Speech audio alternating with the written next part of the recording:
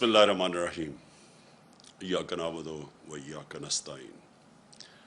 मैं आप सबके सामने आज इसलिए आया हूँ क्योंकि मैं सुबह से ये कराची में जो पब्लिक सड़कों पर निकली हुई है और जो उनके ऊपर हुकूमत का बर्ताव है, मैं उसकी वजह से मैंने फ़ैसला किया कि मैं आज आप सब के साथ, अपनी कौम के साथ इस चीज़ के ऊपर गुफ्तगू को।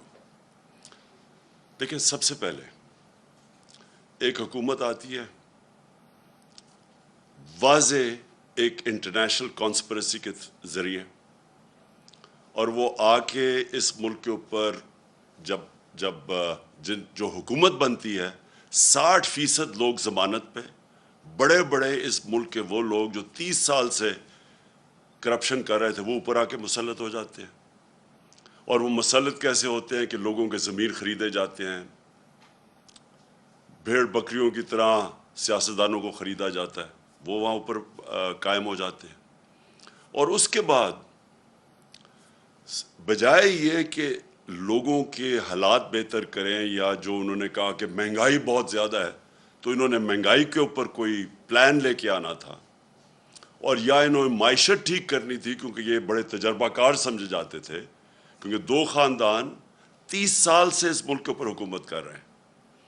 तो बजाय वो करने के जो इन्होंने हमारे सारा वक्त 3.5 साल तनकीद करते रहे कि जी बहुत महंगाई है, लोग पिस गए, इनको समझ नहीं है, माइशत को नहीं संभाल सकते, तो बजाय वो करने के सिर्फ और सिर्फ इन्होंने एक काम किया अब तक, और वो काम ये किया कि 1100 अरब रुपए के अपने ऊपर जो करप्शन केसेस थे, अपने आप को NRO दे के वो माफ़ करवा लिए।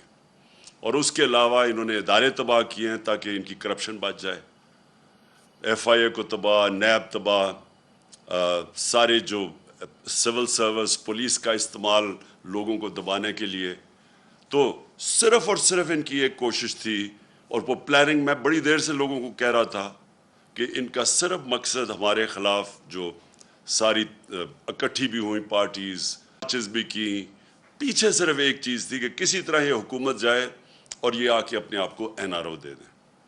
अब क्या लोगों का गुस्सा क्या है कि आपने लोगों को तैयार किया कि जी बहुत ज़्यादा महंगाई है, लोगों की मुश्किल हालात हैं, यहाँ जनाब लोग तबाह हो गए, और हर रोज़ इनकी स्टेटमेंट्स, महंगाई मार्च।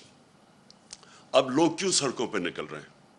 सबसे पहले कि लोग ये पूछना चाहते हैं कि कौन सी क़यामत आ गई जब से हमारी हुकूमत गई, और जब से ये 2 महीने, 2.25 महीने में जब से ये आए हैं, क्या हुआ चेंज कि कीमतें भी आसमानों पे चली गई, माइशत भी नीचे, रुपया भी नीचे गिर गया, स्टॉक मार्केट भी नीचे गिर गई।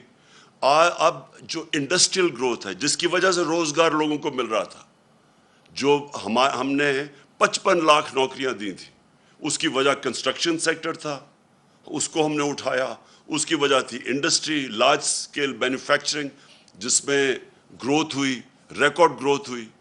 उसकी वजह एक्सपोर्ट्स, टेक्सटाइल सेक्टर और सर्विसेज सेक्टर, इंफॉर्मेशन टेक्नोलॉजी के ऊपर 2 सालों में 75% ग्रोथ में, एक्सपोर्ट्स में इजाफा हुआ। तो वो क्या चीज़ हुई कि एक मुल्क IMF भी कह रहा था कि सस्टेनेबल ग्रोथ पे निकला हुआ था, ज़राअत में रिकॉर्ड ग्रोथ हो रही थी, यानी फसलों के अंदर रिकॉर्ड ग्रोथ हो रही थी, क्योंकि हमने पूरा एक प्लान बनाया हुआ था, हमने अपनी ज़राअत को उठाने के लिए किसान की कैसे मदद करनी थी, उनके कितने कितने तरीके थे कि हमने कैसे खर्च करना था पैसा ज़राअत पे। देर के बाद ज़राअत ऊपर जा रही थी। वो कौन सी क़यामत आ गई कि 2 महीने में सारा कुछ ही नीचे चला गया, आसमान पे महंगाई पहुंच गई, और जो माइशत है वो नीचे आ गई। आज बेरोज़गारी बढ़ती जा रही है। तो सवाल ये है कि कौम अगर आपको ये बाहर निकल रही है आज और मुजाहरे कर रही है, तो आपको बजाय ये डंडा का इस्तेमाल करने का, और ये जो आप उनके ऊपर तशद्दुद कर रहे हैं, एक डेमोक्रेटिक हुकूमत लोगों को बताती है, अपने मसले बताती है, और लोगों के दुख और दर्द सुनती है। लोग तकलीफ में हैं। किधर गई बिजली? किधर थी हमारे दौर में 3.5 साल में? क्यों नहीं ऐसी लोड शेडिंग थी?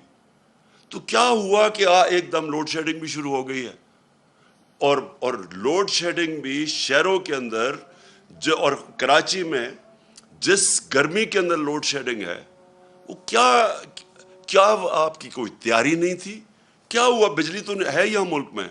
اب یہ بجلی گھر کے اوپر جو انہی نے، یہ نون لیگ نے کانٹریکٹ کیے ہوئے تھے، جو بجلی گھر بنائے ہیں، جو 4 بڑے 5 بلکہ ان کے دور میں بنے.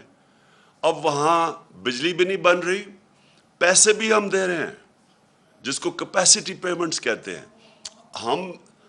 یہ قوم اپنے ٹیکس کے پیسے سے ان کو کیپیسٹی میں پیمنٹس کے پیسے دے رہی ہے، لیکن وہ بجلی نہیں بنا رہے کیونکہ انہوں نے امپورٹڈ فیول کے اوپر بنائے تھے، LNG کے اوپر اور کوئلے کے اوپر. ساہیوال جیسی جگہ پہ انہوں نے کوئلے کے اوپر ایک جو پلانٹ بنایا ہے پاور جنریشن کا. آپ سوچیں کہ وہاں سارے کراچی سے سارا کوئلہ ادھر ٹریول کر کے آتا ہے ساہیوال. یعنی جس نے بھی یہ بنایا ہے اسی کو جیل میں ڈالنا چاہیے کہ کیا سوچ کے بنایا تھا. ماحولیات کے اوپر علیحدہ اس کا جو اثر ہے، اور دوسرا اتنی دور باہر سے امپورٹ کر کے کول لے کے، اور اس کی قیمت کتنی ہے، کس قیمت پہ وہ بجلی بنا رہا ہے. تو آج ان کے پاس نہ کوئلے کے لیے پیسے ہیں، نہ LNG کے لیے پیسے ہیں. نتیجہ یہ ہے کہ اب یہ پلانٹ چل نہیں رہے، جس کی وجہ سے لوڈ شیڈنگ ہے. تو میرا پھر سے سوال ہے کہ اتنی محنت سے آپ نے سازش کی، بیرون ملک کے ساتھ مل کے، یہاں لوگوں کے ساتھ مل کے، غداروں کے ساتھ آپ نے یہ سازش کی، اور آج لوگ آپ سے یہ سوال پوچھ رہے ہیں کہ جب آپ یہ سازش کر کے آ گئے تو اب کہہ رہے ہیں کہ جی یہ سارا کچھ عمران خان اور PTI نے کیا ہے. تو اگر ہم نے یہ کیا تو ہمیں رہنے دینا چاہیے تھا. آج ہم ذمہ داری لیتے ہیں اس چیز کی. ہم بھی IMF کے پروگرام میں تھے، 3.5 سال ہم IMF کے پروگرام میں تھے. کیا ہمیں نہیں وہ IMF کہہ رہی تھی کہ یہ قیمت بڑھاؤ، یا تیل کی قیمت اتنی کرو، یا بجلی کی قیمت اتنی کرو، یا ڈیزل کی؟ تو ہم تو پریشر بھی لے رہے تھے. اور اس دور، یہ ذرا میں اپنی قوم کو کہنا، جس وقت پریشر تھا قیمتوں کا، اور یاد رکھے IMF کا بھی پروگرام تھا، کرونا بھی ہوا جو ساری دنیا میں تباہی مچائی کرونا نے، اور اس دور میں جو انٹرنیشنل جو کموڈٹی سپر سائیکل، یعنی جو انرجی کی قیمتیں اوپر جائیں ساری دنیا میں، وہ بھی اوپر گئیں. اس کے باوجود ہم نے سب سے سستا ملک تھا پاکستان. آج اگر آپ قیمتیں دیکھیں، جس قیمت پہ ہم ڈیزل بیچ رہے تھے، پٹرول بیچ رہے تھے، بجلی حالانکہ کانٹریکٹ انہوں نے سائن کیا، پھر بھی ہم نے قیمتیں روکی ہوئی تھی. ہم نے سبسڈائز کیا ہوا تھا. ہم نے پیٹ کاٹ کے ڈیزل اور پٹرول کو اور بجلی قیمت نہیں بڑھنے دی. IMF پریشر برداشت کیا، کیونکہ ہمیں پتا تھا کہ لوگوں کے حالات کیا ہیں. ہمیں پتا تھا کہ یہ ایک انٹرنیشنل عذاب آیا ہوا ہے. کون سی قیامت آئی کہ آج سارا کچھ آسمانوں پہ چلا گیا؟ جو قیمتیں انہوں نے بڑھائی ہیں 2.5 مہینوں میں، ہمارے 3.5 سال میں اتنی قیمتیں نہیں بڑھی. کوئی چیز لے لیں، آٹا لیں، گھی خاص طور پہ لیں، یہ ڈیزل اور پٹرول، بجلی کی، ابھی تو لوگوں کو بجلی کے بل آنے ہیں.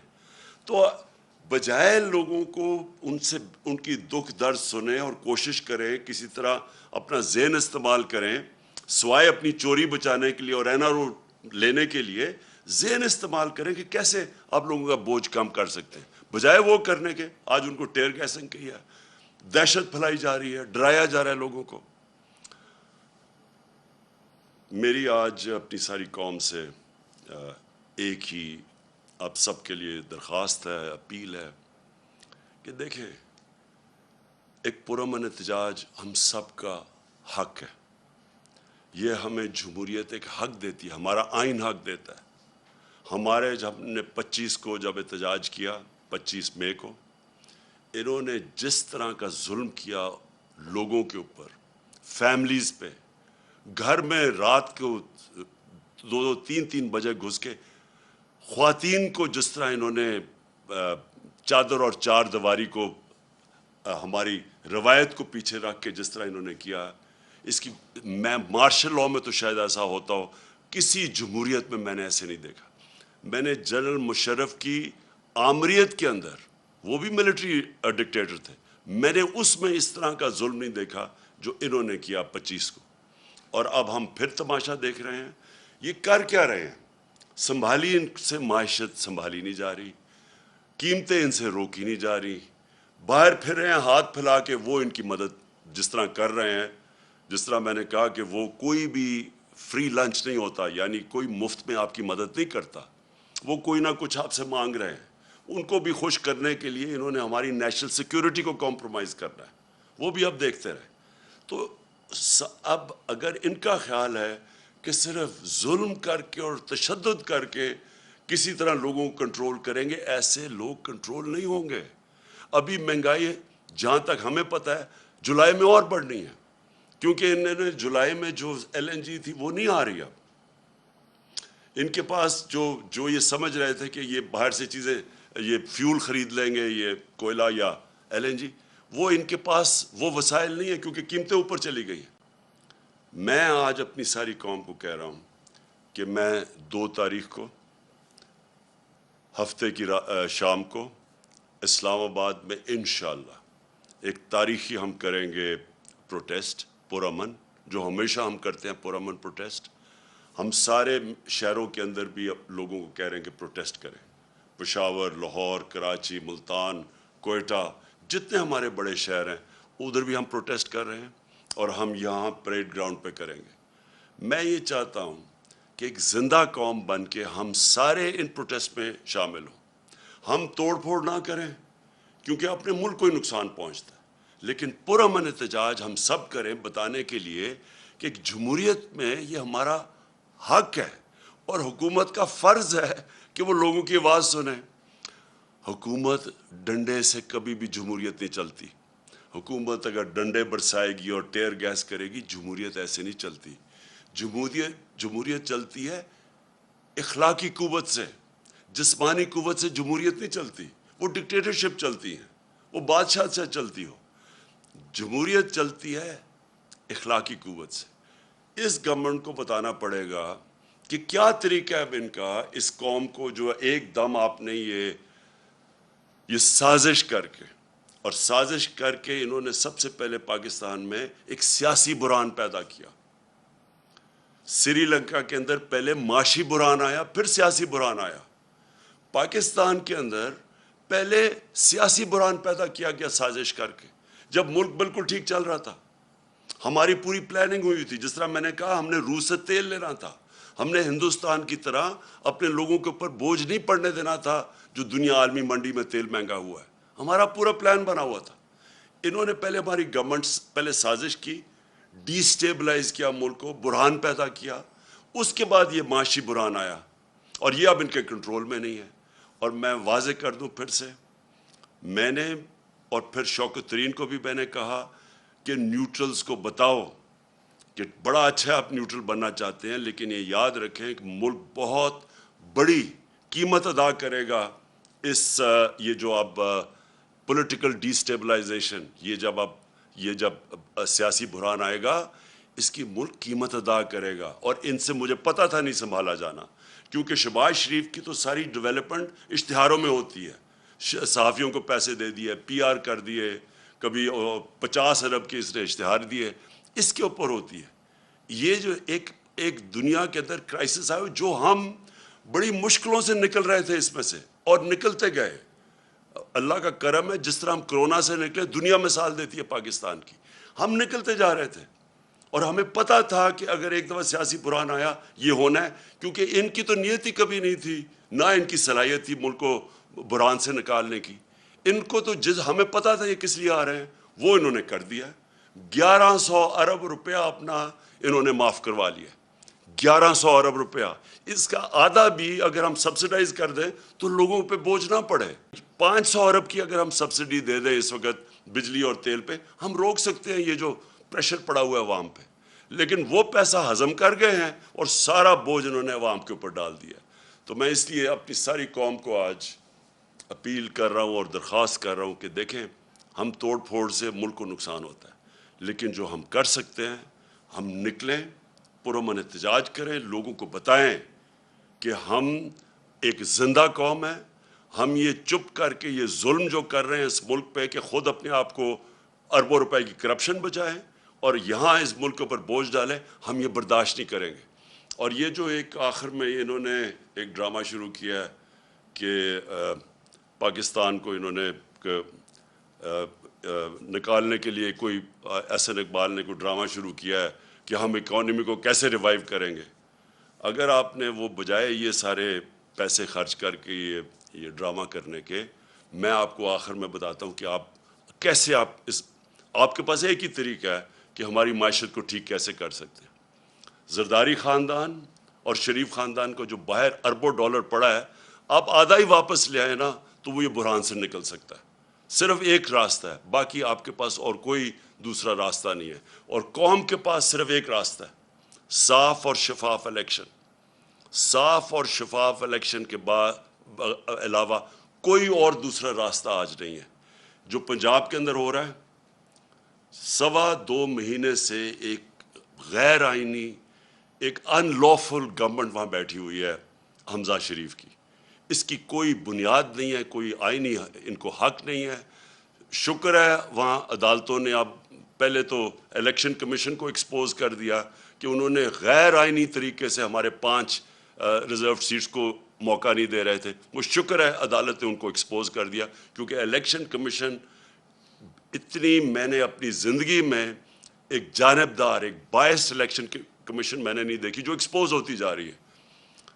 دوسری چیز، اب پنجاب کے اندر لگ رہا ہے کہ اب حمزہ شریف کی حکومت نہیں رہے گی، اور میں آج خاص طور پہ آخر میں، کیونکہ 20 بائی الیکشنز آ رہے ہیں پنجاب میں اپنی پولیس اور اپنی بیوروکریسی کو میں ان کو پیغام دینا چاہتا ہوں کہ دیکھیں، جو ابھی تک آپ حرکتیں کر رہے ہیں، جو آپ نے ان کے حکم کے اوپر، یہ شریف مافیا کے حکم کے اوپر جو آپ نے 25 کو ظلم کیا لوگوں کے اوپر، اور یہ جو جس طرح کی اس وقت دھاندلی کی تیاریاں ہو رہی ہیں پنجاب کے بائی الیکشنز میں، دیکھیں اب کوئی چیز چھپی نہیں رہتی ہے۔ سوشل میڈیا کا زمانہ ہے، سب کی شکلیں بھی ہمیں پتہ ہے، جن پولیس آفیسرز نے ظلم کیا ہے، یہ سارا ریکارڈ کے اوپر ہے۔ اب جو یہ آپ حرکتیں کر رہے ہیں، انہوں نے تو رہنا نہیں ہے، لیکن آپ جو تنخواہ دار لوگ ہیں، آپ کے لیے مشکلات آئیں گی اگر آپ نے غیر قانونی اور غیر قانونی سٹیپس ہمارے خلاف کیے۔ میں یہ صرف آپ کو اس لیے کہہ رہا ہوں کہ ہر تنخواہ دار کا اپنی فیملی کو سنبھالنے کو وہ سوچتا ہے کہ اپنے بیوی بچے ہیں ان کے لیے، تو اگر آپ نے یہ غیر قانونی چیز کی جو ابھی تک آپ کر رہے ہیں، اور جو آپ میں سے کر رہے ہیں، وہ سب کو ان کا ہمارے پاس ریکارڈ ہے۔ اور جن پولیس والوں کو جس طرح میں نے کہا، وہ تو اب ویڈیو کے اوپر آ گیا ان کی شکلیں۔ تو دیکھیں، یہ ملک بڑی تیزی سے نیچے جا رہا ہے اس سازش کی وجہ سے اور ان لوگوں کی وجہ سے۔ اور آپ جو بھی پاکستانی ہیں آج، اگر آج آپ کو نہیں نظر آ رہا کہ 2.25 مہینے میں کدھر سے کدھر لے آئے ہیں پاکستان کو، اور اب مزید اور آگے کدھر جانے لگا ہے، آپ کو اگر ابھی نہیں آپ کو پتہ تو آپ کو پتہ چل جائے گا۔ تو اس لیے میں سب کو پھر سے آخر میں دعوت دے رہا ہوں، پرامن احتجاج ہفتے کی شام کو میں پریڈ گراؤنڈ ہوں گا، اور سارے پاکستان کے شہروں میں انشاءاللہ میری قوم نکلے گی۔ پاکستان پائندہ باد۔